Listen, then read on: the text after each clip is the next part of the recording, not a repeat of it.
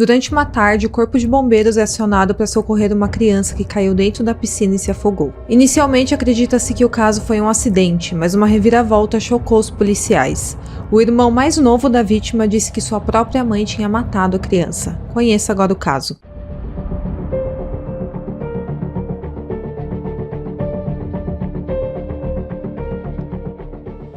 Olá pessoal, sejam bem-vindos ao canal e hoje mais uma vez vamos abrir a caixa de Pandora. Como sempre, no comecinho do vídeo vou pedir para você não se esquecer de deixar um like para mim e também de se inscrever no meu canal, porque tem bastante gente que assiste o vídeo, mas acaba se esquecendo de se inscrever e é muito importante para mim cada inscrição aqui para o canal ir crescendo. Esse caso foi uma sugestão que deixaram aqui nos comentários para mim, eu pesquisei sobre e achei bem legal o caso e decidi trazer para vocês. Então se você quer ouvir eu contando algum caso que você se interessa, que você goste, deixa aqui nos comentários que eu faço questão de trazer aqui para contar para vocês. Fiquem comigo até o final do vídeo e bora pro caso de hoje.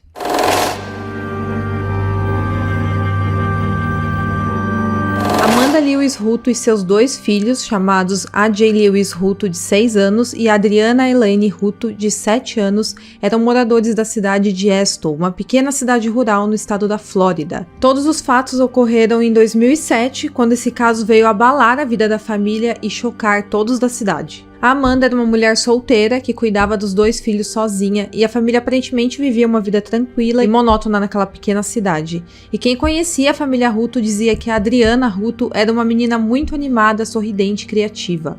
A Amanda disse que a filha se parecia muito com ela na forma de falar, na forma de agir e também até na forma que ela sorria, então ela era uma criança muito parecida com a mãe dela. A Amanda também falou que a filha, a Adriana, gostava bastante de chamar a atenção dela com as brincadeiras que ela fazia.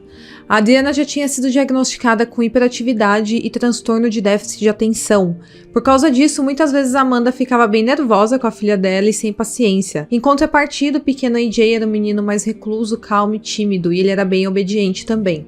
E por isso era mais fácil de lidar com ele do que lidar com a Adriana, que era uma menina mais espoleta. A Amanda trabalhava como auxiliar de saúde em uma casa de repouso e no dia anterior aos fatos ela trabalhou até bem tarde da noite e ela estava muito cansada no dia seguinte. Mas mesmo assim, naquela manhã, no dia seguinte, ela planejou levar os filhos dela no shopping center da cidade para fazer algumas compras. Ela ia comprar os materiais escolares das crianças. Então, mesmo cansada por causa do trabalho na noite anterior, ela acordou cedo, arrumou um pouco a casa, se arrumou para sair com os filhos.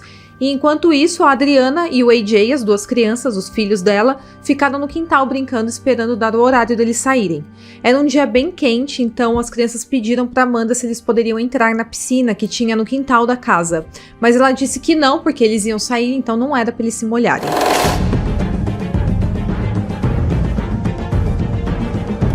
Naquele mesmo dia, em 8 de agosto de 2007, a Amanda ligou para os bombeiros pedindo ajuda, porque a sua filha de 7 anos tinha se afogado na piscina da casa, que ficava nos fundos do quintal. A piscina era daquelas de plástico que fica montada no chão, e essa piscina era bem grande, ela tinha 1,2 m de altura, e por isso mesmo para um adulto entrar nela tinha que usar uma escadinha que ficava encaixada na piscina. A Amanda falou na ligação que ela encontrou a sua filha de bruços dentro da piscina, e que ela já não estava mais respirando. Segundo Amanda, seus filhos eram proibidos de entrar nessa piscina sem a supervisão de um adulto, e por isso ela sempre tirava a escadinha da piscina para que eles não conseguissem entrar na piscina sozinhos. Ela falou que o AJ chegou a chamar ela, avisando que a Adriana estava na piscina, mas ela falou que tinha entendido que a filha estava apenas próximo da piscina, querendo entrar para nadar, mas não que ela tinha conseguido entrar na piscina sem a escadinha. E como ela já tinha falado para os filhos dela não nadarem naquela manhã, ela achou que a filha não estava dentro da piscina quando o AJ veio avisar ela. Então ela falou que logo quando o AJ chamou ela não foi ver o que era, ela achou que a menina não estava dentro da piscina. Mas que aí, depois de algum tempo, ela viu o AJ tentando tirar alguma coisa de dentro da piscina, e foi quando ela se aproximou e viu que a Adriana estava lá e tinha se afogado. A Amanda disse que de alguma forma sua filha desobedeceu às suas ordens e entrou na piscina por conta própria e acabou se afogando. Na ligação para emergência, a Amanda estava completamente desesperada e disse que estava tentando fazer reanimação cardiorrespiratória na filha, e ela perguntou o que mais que ela poderia fazer para salvar a sua filha, e na ligação ela aparenta estar completamente desesperada. Ela pediu por socorro, falou o que ela poderia fazer para vir logo ajuda. E aí, quando a equipe médica chegou na casa da família Ruto, eles socorreram a Adriana, que já estava pro lado de fora da piscina, nos braços da mãe dela, e já estava com o rosto completamente roxo. Mas ela ainda estava viva nessa ocasião e ela tinha pulso, então eles levaram a menina para o hospital mais próximo. E aí, lá no hospital, eles fizeram todos os procedimentos para tentar salvar a vida da menina, mas cerca de 1 hora depois que ela deu a entrada no hospital, ela foi dada como morta. A polícia então foi até a casa da família para entender o que tinha acontecido, como que tinha acontecido aquele acidente, e eles concluíram que a menina tinha subido em um carrinho de brinquedo para conseguir alcançar a piscina, então ela teria se debruçado na piscina e caído dentro da água e batido a cabeça no fundo da piscina, e então ela teria se afogado. Então o caso logo foi dado como solucionado como um acidente.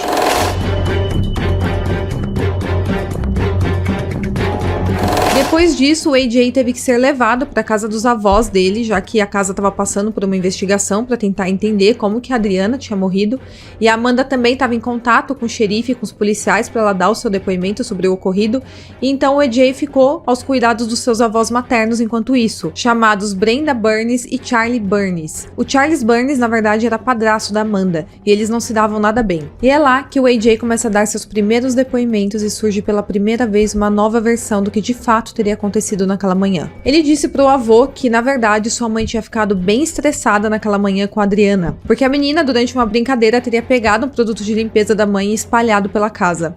Então ele contou que a mãe dele pegou a Adriana, bem brava, colocou ela na piscina e segurou o rosto da menina embaixo da água. E quando a Adriana tentava sair da piscina para se salvar, a mãe deles afundava o rosto da menina cada vez mais fundo na água até ela se afogar.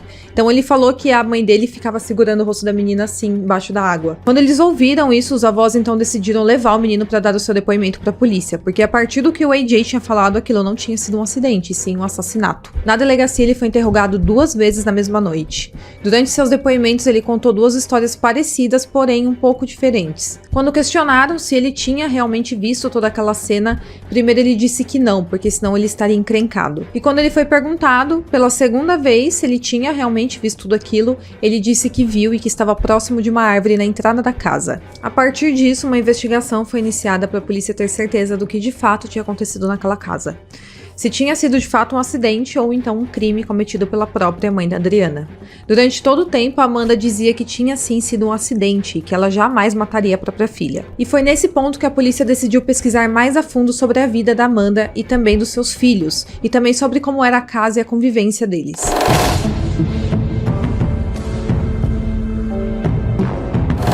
Realizada uma investigação na casa da família Hutto, logo a polícia estranhou o fato de não ter nenhum brinquedo na casa, mesmo que tivessem 2 crianças morando lá. Quando questionada sobre isso, Amanda disse que tinha escondido os brinquedos como forma de castigo, porque ela tinha pedido para as crianças arrumarem o próprio quarto, e como elas tinham desobedecido, Amanda disse que escondeu os brinquedos das crianças por 1 semana em um galpão que ficava no quintal. Porém, quando a polícia procurou pelos brinquedos nesse galpão, não encontraram nada além de um carrinho vermelho e algumas boias infláveis para a piscina. Lá também estava a escada da piscina que a Amanda tinha mencionado, que ela tinha tirado da piscina para evitar que as crianças entrassem na água. Então, realmente, a piscina estava sem a escadinha, o que tornava mais difícil a Adriana ter conseguido entrar na piscina. Eles também estranharam porque quando eles entraram no quarto das crianças, estava tudo bagunçado e também estava com um cheiro muito forte de urina. A Amanda disse que a Adriana tinha esse costume de fazer xixi na cama, então era por isso que estava com aquele cheiro. Além disso, na beliche que as crianças dormiam, estava sem nenhum lençol nos 2 colchões e também não tinha fronha nos travesseiros. Os investigadores também ficaram sabendo que a Amanda, logo quando a Adriana nasceu, ela recebeu um chamado da Guarda Nacional para servir o país. Então, logo quando a menina nasceu, ela teve que deixar sua filha praticamente recém-nascida aos cuidados dos seus parentes e familiares. Com isso, a Amanda ficou distante da Adriana por vários meses, cerca de quase 1 ano, que ela ficou sem contato com a criança. Isso poderia ter causado, uma certa dificuldade no relacionamento da mãe e da filha, mas ainda assim a Amanda falava que quando ela voltou da Guarda Nacional, ela tinha aprendido a conviver com a filha dela e a ter muito amor pela Adriana.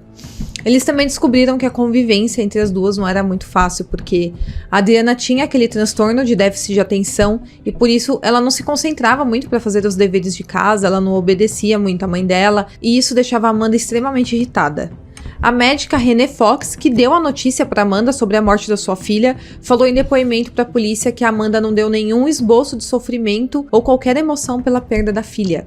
A médica falou que estranhou o comportamento da mulher, porque falou que quando falou pra ela que a menina não tinha sobrevivido, ela não chorou, ela não falou nada, ela permaneceu séria, sem responder. Por causa de todas essas suspeitas da polícia, eles decidiram fazer um teste do polígrafo na Amanda para saber se ela estava mentindo ou não sobre o que aconteceu naquela fatídica manhã. Os resultados do teste do polígrafo confirmavam que a Amanda não estava mentindo.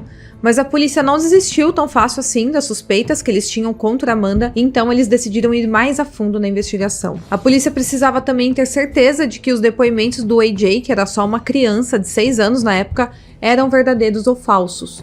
Então eles contrataram um especialista para falar com o menino. E a única coisa que ele mudou em relação aos seus depoimentos anteriores foi que dessa vez ele disse que viu a mãe através de um outro ponto da casa. Ele falou que não estava atrás da árvore como ele tinha falado da outra vez. Ele falou que estava em algum outro lugar da casa. Mas o restante do depoimento dele foi idêntico ao que ele já tinha falado para a polícia. Então ele continuou dizendo que a mãe dele tinha sim matado a irmãzinha dele. Além disso, a polícia começou a ter a desconfiança de que o AJ pudesse estar sendo influenciado por outra pessoa a dizer aquelas coisas. E a única pessoa que poderia ter induzido o AJ a falar aquelas coisas era o avô de consideração do menino, o Charles Burns, o padrasto da Amanda, que tinha um relacionamento muito conturbado com ela. E o Charles foi o primeiro a chegar na casa da família depois do ocorrido, e ele ficou cerca de 15 minutos sozinho com o AJ nessa ocasião. Ao ser questionado pela polícia sobre o que ele falou com o AJ ali naqueles 15 minutos, o Charles contou que perguntou ao AJ sobre o que tinha acontecido com a Adriana e ele disse que o AJ parecia estar bastante inquieto. Ele falou também que não era pro AJ mentir, que ele não precisava mentir, e foi ali que o AJ teria contado pra ele pela primeira vez a história de que sua mãe teria afogado a sua irmãzinha. Mesmo assim, a polícia desconfiava do Charles, porque ele já tinha falado pra polícia que não gostava muito da Amanda e achava ela uma péssima mãe, ainda mais por deixar as crianças viverem naquelas condições, na casa toda suja e também numa cama fedendo a urina. Então ele já tinha falado aquilo pra polícia, que ele não se dava bem com a Amanda. Então os policiais tinham uma certa desconfiança de que ele estaria fazendo tudo aquilo para tentar prejudicar a Amanda. Então agora a polícia tinha duas versões de um fato e ela não conseguia estabelecer qual era a verdade, porque o Charles ele poderia sim estar induzindo o AJ a testemunhar contra a própria mãe, porque ele não gostava da Amanda, mas também poderia ser tudo verdade do AJ. Então a polícia não sabia qual era a verdade ainda, eles tiveram que continuar investigando. E ainda durante a investigação, a polícia descobriu que antes da Adriana e do AJ nascer, a Amanda já tinha tido um outro filho, quando ela tinha 17 anos de idade. A mãe dela contou que a Amanda era praticamente uma criança quando o primeiro filho nasceu, mas que mesmo assim ela era uma ótima mãe, super cuidadosa, que dava toda a atenção pro filho. O nome desse bebê era Alex e ele viveu apenas por 1 ano e alguns meses. Quando questionado o que tinha acontecido com seu primeiro filho, Amanda disse que deixou ele no quarto dormindo e quando voltou ele estava morto no chão do quarto. E aí isso obviamente foi colocado como mais uma suspeita contra Amanda. E o resultado da autópsia que foi feito no corpo da Adriana foi constatado que no rosto dela tinha marcas de uma mão. Tinha marcas na testa, nas bochechas e no queixo da criança, confirmando assim que a história do AJ era assim verdadeira.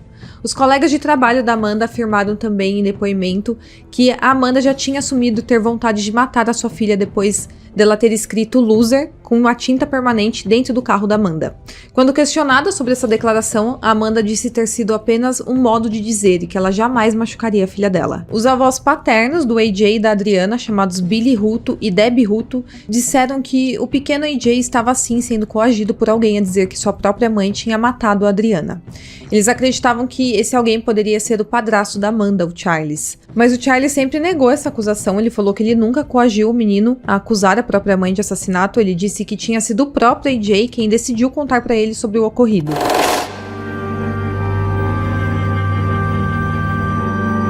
Durante as investigações, a Amanda recebeu uma proposta de acordo pela polícia que se ela confessasse ser culpada pela morte da sua própria filha, ela levaria uma sentença de apenas 10 anos de prisão.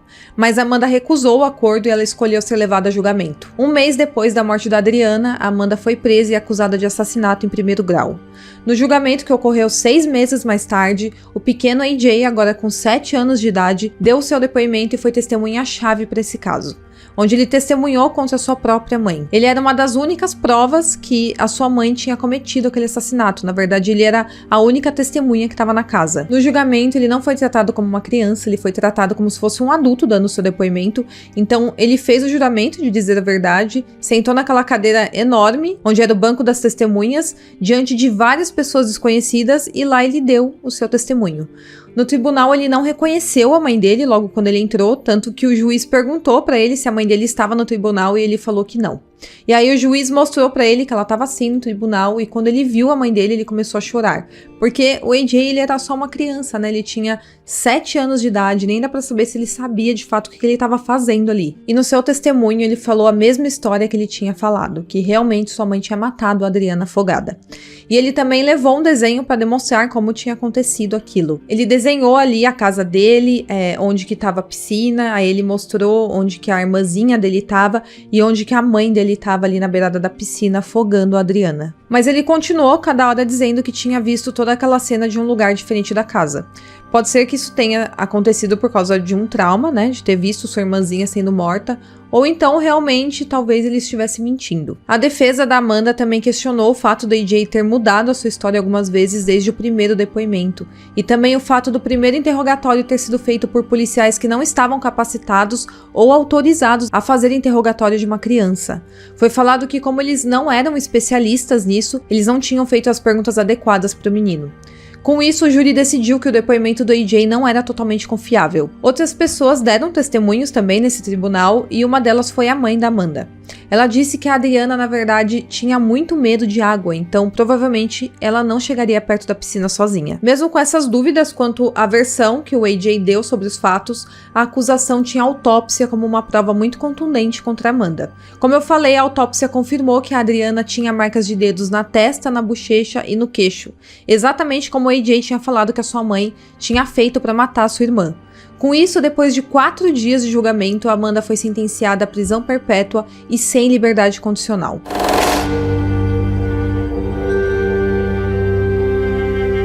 Hoje não se sabe muito sobre a vida do AJ, apenas que ele foi adotado e se adaptou super bem à sua nova família, e acredita-se que hoje ele ainda vive na mesma cidade de Aston, na Flórida, onde ele morou a sua vida toda. Bom, pessoal, então esse é o caso de hoje. É um pouquinho misterioso, né? A gente fica meio assim porque tudo foi baseado no testemunho de uma criança, mas realmente a autópsia veio aí e revelou que provavelmente o AJ tá falando a verdade.